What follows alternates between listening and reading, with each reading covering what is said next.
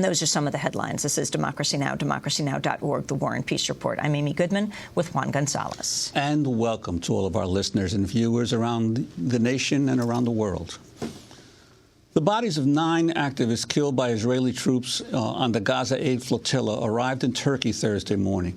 The Adalah news agency reports that 8 of the dead were Turks and 1 was a U.S. citizen of Turkish origin. Turkish forensic experts have confirmed that all 9 were shot with guns. Some 450 of the remaining activists have also arrived in Turkey after being released from Israeli custody. Most of the activists were flown out of Israel with no belongings other than their passports and clothes. A crowd of several thousand gathered in central Istanbul to celebrate the activists' return. Meanwhile, 3 air ambulances landed at a military base in Ankara, carrying wounded activists who were transferred to hospitals in the city. Officials in Israel say they have released about 700 activists from 42 countries that were seized from the Gaza Aid Flotilla. 7 activists wounded in the Israeli attack are reportedly still being treated in an Israeli hospital, while 3 others, an Irishman and 2 women from Australia and Italy, remain in Israeli custody. Haaretz reports that there are also still a number of Israeli citizens in detention. Meanwhile, in Israel, Prime Minister Benjamin Netanyahu dismissed criticism of the raid by Israeli commandos on the humanitarian aid flotilla in international waters as hypocrisy. In a televised address, he said the Israeli soldiers had acted to defend themselves. His comments came as the UN Human Rights Council voted to set up an independent international inquiry into the raid. Meanwhile, talk is now turning to the next ship on its way across the Mediterranean to try to break Israel's blockade of Gaza. The ship is named the Rachel Corrie, after the American peace activist who was crushed to death by an Israeli military bulldozer in 2003 when she was trying to protect the home of a Palestinian family from demolition. About 11 people are on board, including the Irish Nobel Peace Laureate Mairead Corrigan Maguire.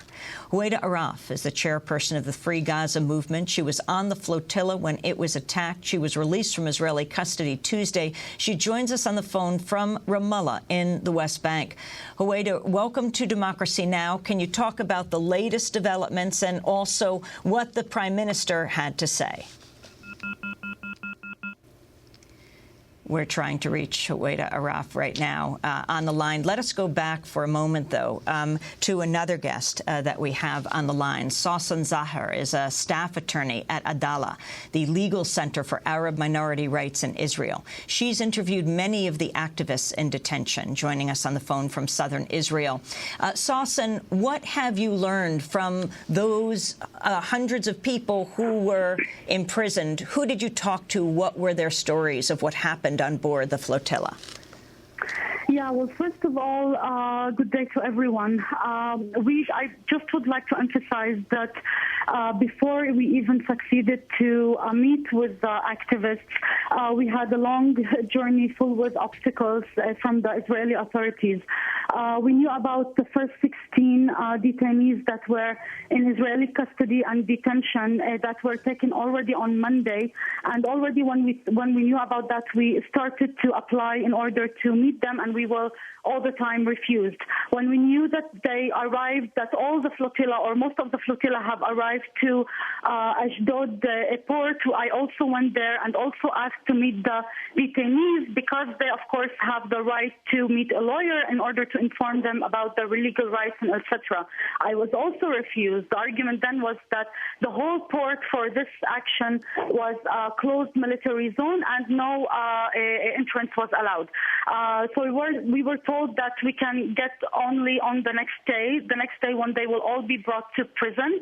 And so that's what we did. We got there the next day in the morning, but unfortunately, and in contrast to what they have told us, we were there at around 9:30 in the morning, but they told us no lawyers are allowed. It's only a day for diplomats, and none of the organizations can take in. However, I am very happy, actually, that we insisted and we stayed there despite their responses, because eventually around 1 o'clock we were able to enter. Despite that, they left us like for another 2 hours. So actually, there were lots of obstacles when eventually we succeeded to enter. So before we hear from you the stories, we just got Huwaida Arraf back on the line, and it's very difficult to get her. So I just wanted to go, Huwaida, to you as you were in this aid flotilla. Describe what happened to you and the people you were imprisoned with, the stories that you heard, and now what's happening with the ship that is coming in, another part of the aid flotilla. Sure, I'll tell you what I can. Thank you for having me, Amy. I was on the Challenger ship, which is the American flag vessel, and we were one of 6 ships that were on the flotilla.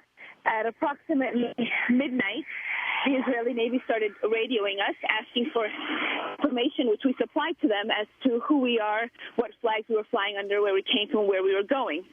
Then they started issuing threats against us, demanding that we turn around and saying that they would be willing to use all necessary force in order to enforce the blockade on Gaza.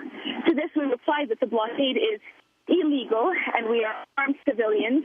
We are carrying only humanitarian aid, and therefore they would not be justified in using force against us. And we urge them over and over again not to use force against us as we continue on our way to Gaza. A few hours later, while it was still dark, approximately 4:30 in the morning, we saw their naval vessels quickly approaching to surround our vessels. On our ship, we had approximately 17 people, 5 of them which were American citizens. We all went outside because we had planned to try to prevent them from boarding our ship as best as we can, just using our bodies. Going outside allowed me to see the beginnings of the attack on the Turkish ship, the Mavi Marmara. We were traveling very close alongside it on its left side, and I saw Zodiacs filled with armed commandos coming up upon the ship, then heard explosions, which I take to be concussion grenades or sound bombs, and then there were opening of fire. And because we didn't have any guns or weapons on our ships, fire came from the Israeli commandos. There was also a helicopter overhead. As far as the people on the ship, I could see them at first try to use just water hoses to keep the Israeli soldiers back, but that's all I was able to see before our ship decided to take off as fast as we could. Although we had initially agreed that we would all stay together and help each other, the captain of the Marmara told us to go on ahead and try to radio out, try to tell the world what was happening, that we were under attack. So we put our boat in full speed and tried to prevent or at least delay them boarding our ship. Unfortunately, we could not get any word out because our satellite communication systems were jammed. So after about 10 or 15 minutes or so, they were able to surround our boat and proceeded to board it. We tried to put our bodies in the way. We repeated that we're on an American flag vessel. We are unarmed civilians.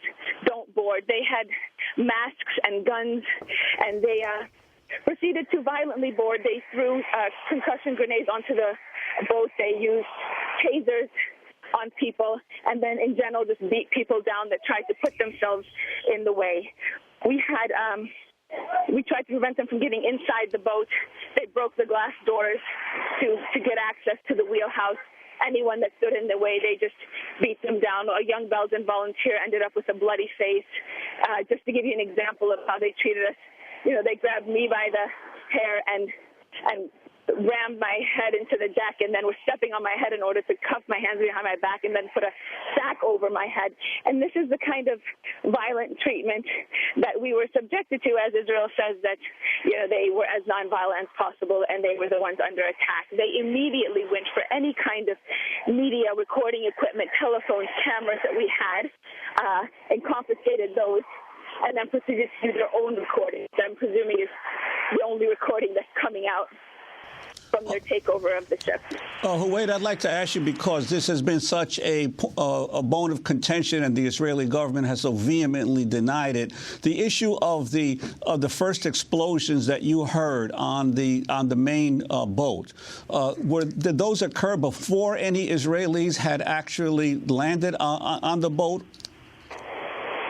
Yes. We had someone on watch all of the time on our boat just to see when they would start approaching.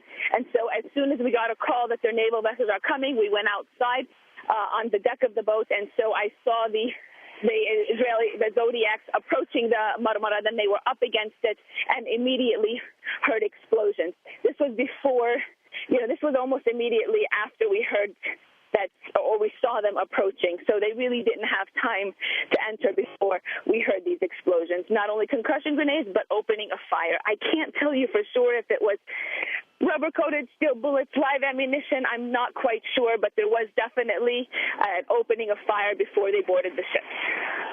And Huwaida, when did you hear that people on board the main ship had been killed? This wasn't until much later, after we were pulled into the port of Ashdod. We protested even leaving the ship. We told the Israeli soldiers that we consider ourselves kidnapped. We were attacked in international waters. We were still 70 miles out from the coast of Gaza and nowhere near Israeli territorial waters, and we did not want to go to Israel. And so they picked us up by our hands and feet one by one. Some people walked, but others were dragged off of the boat, and then we were separated. So I didn't see any of my colleagues after that. They put me through different levels of interrogation.